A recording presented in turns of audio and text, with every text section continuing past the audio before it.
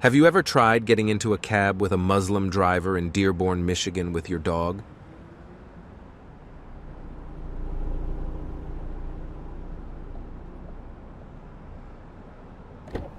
Good morning. Good morning.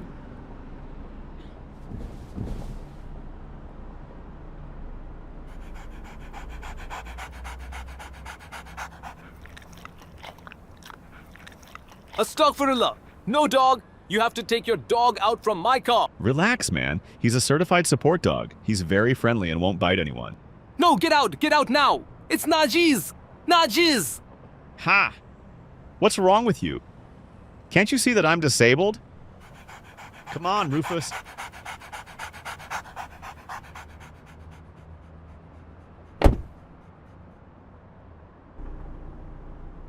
Do you know why this Muslim taxi driver was so afraid of the friendly dog? Just as Prophet Mohammed conquered Medina, Muslims have already conquered this land. Islam is now the dominant religion in Dearborn, Michigan. That infidel should show us respect. He shouldn't bring his dog into my car. According to Prophet Muhammad, anything that comes into contact with a dog's saliva is impure, najis, and must be washed 7 times, the first of which should be with soil. So, why on earth should I let a dog into my car? Have you ever tried entering a Muslim-owned restaurant in Dearborn, Michigan with your dog?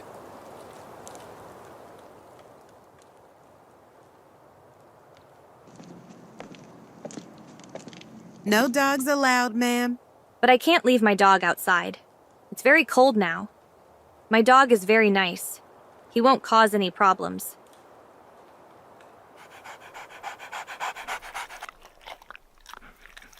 I'm afraid you'll have to take him outside. That's just so mean.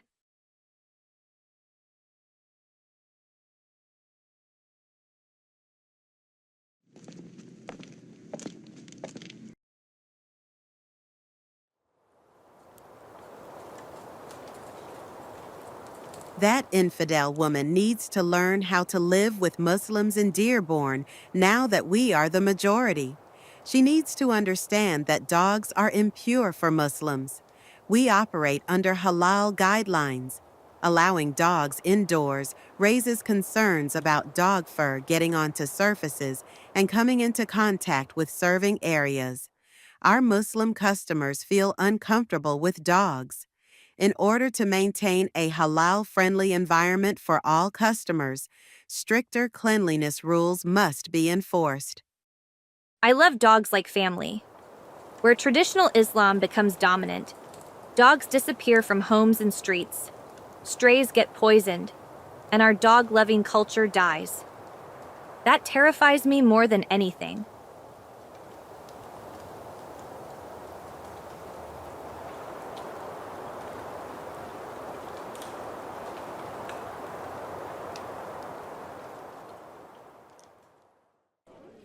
This dislike of dogs in Islam comes straight from how Prophet Muhammad viewed and spoke about dogs. This story is from Sahih Muslim number 2015. One morning, Prophet Muhammad was silent with grief.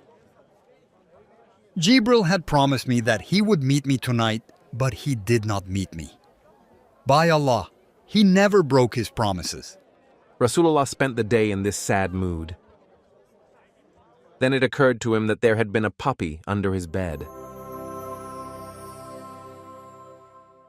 He commanded that the puppy was taken out from his house.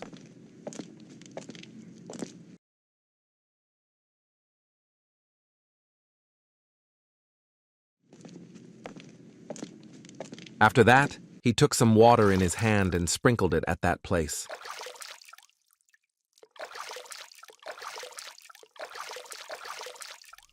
When it was evening, Jibril met him.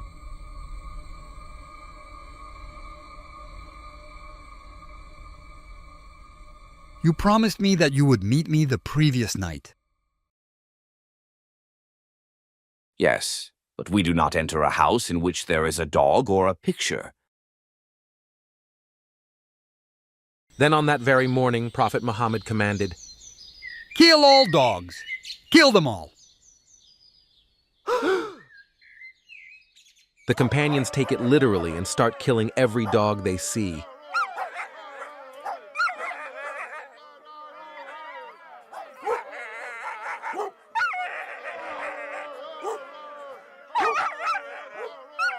Even the dogs belonging to desert travelers who were just passing through Medina.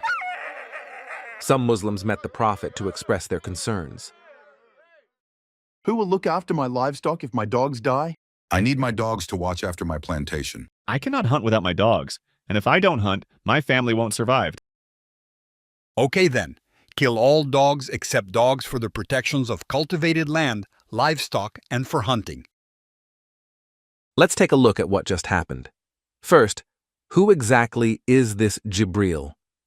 Muslims believe Jibril is the same as the biblical angel Gabriel. Yet the Jibril who refuses to enter a house because a puppy is hiding under the bed feels like a completely different character from the mighty archangel Gabriel. In fact, the contrast is so stark that it's hard to see them as the same being, even if they share a similar name. The biblical Gabriel stands in the presence of God himself.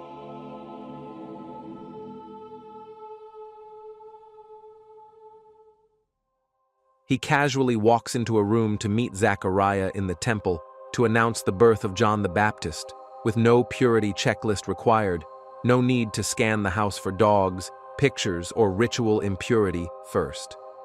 The angel Gabriel also met Mary in her house to announce the birth of Jesus, in a private house in Nazareth, a tiny village where archaeological evidence shows dogs lived in and under almost every home. Gabriel showed zero concern about animals or impurity in either location. The Bible never once mentions ritual contamination, angels fleeing from animals, or anything remotely like a no dogs allowed policy. There is literally no verse in the entire Old or New Testament where Gabriel, or any angel, refuses to enter a place because of a dog, a picture, or any animal. In the book of Daniel, Gabriel flies swiftly, physically touches a human, gives strength, shut lions' mouths inside lions' den. He's a warrior messenger, not a germaphobe.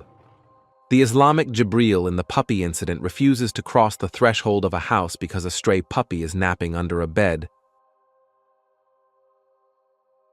Treats a harmless baby dog like radioactive spiritual waste. Triggers an immediate kill order against an entire species because of his personal discomfort. To anyone who has read about Gabriel in the Bible, this Islamic portrayal of Jibril feels like a bizarre downgrade. The angel who looked upon the face of God and announced the incarnation is now supposedly too fragile to be in the same building as a puppy? The same Gabriel who strengthened Daniel in the lion's den is afraid of a creature that licks your face and wags its tail? That's not the same angel. Most likely, Jibril is nothing but some hypersensitive, dog-hating imposter Muslim jinn who hijacked Gabriel's name. Second, in the span of a single morning, Prophet Muhammad went from quietly tolerating a stray puppy sleeping under his own bed to ordering the massacre of every dog in the city. Before Jibril complained about dog, the Prophet's door was apparently open wide enough for a homeless little puppy to wander in, curl up, and nap in peace. No one in the holiest household on earth bothered to chase it out or kill it. The second Jibril complained, that same harmless puppy became cosmic contamination, and suddenly every dog in the city had to die. That's not divine revelation. That's a grown man having a temper tantrum because his supernatural visitor has a no-dogs policy. One minute a puppy is safe under the Prophet's own bed, the next minute thousands of innocent animals are sentenced to death. That's not mercy. That's a mood swing with a body count. After ordering that all dogs be killed, some black dogs apparently still survived. This bothered Prophet Muhammad's sick and sadistic mind. If dogs were not a species of creature, I would order that they all be killed, especially the pure black ones. But didn't you order that all the dogs be killed? What's wrong with a black dog? The black dog is a devil. Oh, really? I thought a black dog is just a dog with more melanin. Prophet Muhammad hated dogs so much that he banned people from trading them. This is ironic, given that he approved of the slave trade. My father bought a slave who practiced the profession of cupping. He then broke the slave's instruments of cupping. Why did you do that? The Prophet forbade the acceptance of the price of a dog or blood, and also forbade the profession of tattooing, getting tattooed, and receiving or giving riba or usury, and cursed the picture makers. According to the Prophet, it is haram to buy and sell dogs, yet halal to buy and sell humans. Go figure. Sahih Bukhari 2822, narrated Abu Mas'ud al-Ansari. I considered the price of a dog, the earnings of a prostitute, and the fees charged by a soothsayer to be illegal. Wow! Do you really believe that money made from selling a dog is considered as evil as money made from prostitution, witchcraft, or usury? You clearly have a problem with dogs. Sahih Bukhari 511, narrated Aisha. The things that annal prayers were mentioned to me. They said that prayer is annulled by a dog, a donkey, or a woman passing in front of people who are praying. This means that women are considered to be the same as dogs. This hadith states that if a dog passes in front of Muslims who are praying, their prayer is annulled. This means that their prayer will not bring any blessings from Allah, or that Allah rejects their prayer. If a group of Muslims are praying in front of Kaaba in Mecca and a stray dog walks between them and the Kaaba, then their prayer is made null and void.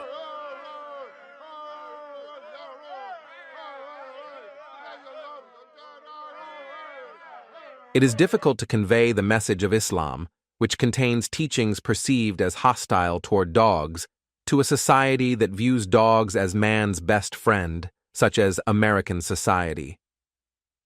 Sheikh Uthman is a Muslim preacher who is eager to portray Islam to Americans as a loving and peaceful religion, altering whatever he feels necessary in order to do so. Therefore, in the following video, Sheikh Uthman modifies the traditional Islamic message about dogs to appeal to his new converts. What is the actual Islamic ruling to owning a dog? See, a lot of people have these misconceptions. They think as if it's absolutely forbidden to keep a dog. Pay attention when Sheikh Uthman touches the dog. The dog responds immediately by moving his head toward Sheikh's hand, and he immediately removes his hand so that the dog cannot sniff it or lick it. This is because in Islam, dog's saliva considered as najiz, dirty, haram. If a Muslim touched dog's saliva, then he has to wash that part 7 times. Sheikh Uthman wanted to sell Islam as a friendly religion and not as a germphobic cult. That's why he didn't say anything about dog's saliva. In the authentic hadith in al-Bukhari, said if somebody keeps a dog, they will lose 2 qira'at, or in one riwayah, 1 qira'at of reward. What is kirat? Kirat is unit of reward. 1 kirat is as big as a mountain. Losing 1 or more kirats per day is a huge loss for Muslim, since if they don't have enough reward of good deeds in the afterlife, they would end up in hellfire. But then he said, illa ghanam, except for when it's for livestock, to take care of livestock, or sayd, or hunting, or zir'a, which is the farming as well. So that means that when you have a reason to keep a dog, then there is no loss of reward, there is no impermissibility, there's no issue with it, there's no disliked issue of it when you have a reason. Sheikh Uthman accurately quotes Bukhari 5480. Only hunting and watchdogs, plus farming and herding in one narration, are permitted. Any other dog incurs a substantial daily deduction in the form of a reward of 1 or 2 kirats. He then replaces the Prophet's strict, closed list with his own open-ended rule. As long as you have a reason, there's no problem, thereby quietly expanding permission to guide dogs, disability dogs, urban security dogs, and so on. Exceptions the Prophet never mentioned, while only excluding fashion dogs. This presents a much softer, more modern and American-friendly ruling, presenting it as if it were the Prophet's own words, when it is actually Uthman's addition, not Prophet Muhammad's. This is the deception. In New York, hundreds of Muslims block a public street to pray.